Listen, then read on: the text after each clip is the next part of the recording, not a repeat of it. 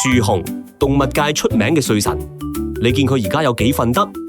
細個就有幾咁好動。喺被迫開啟極致慳電模式之前，喺幼年期嘅佢哋完全處於高耗量狀態，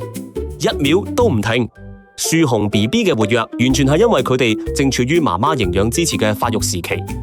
喺大約半歲離開育兒袋之後，佢哋依然食緊高脂肪、易消化嘅母乳，幫佢哋成長同活動提供咗充足嘅能量保障。喺呢段時間，佢哋日日都需要反覆練習爬行、捉握、攀爬，強化肌肉力量同肢體協調能力。觀察媽媽點揀尤加利樹品種同食嘢嘅方式，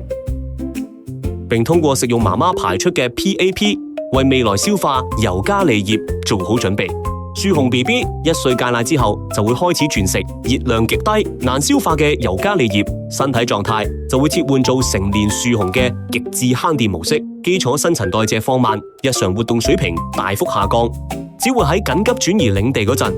先會使出短距離奔跑嘅爆發力。趁住仲有得睇、精力充沛嘅樹熊 BB 就要好好珍惜啦。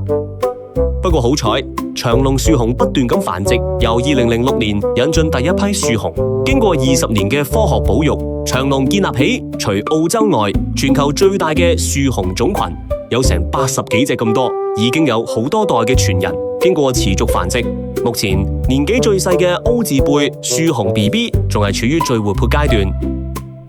新一代最 Q 嘅 Olivia，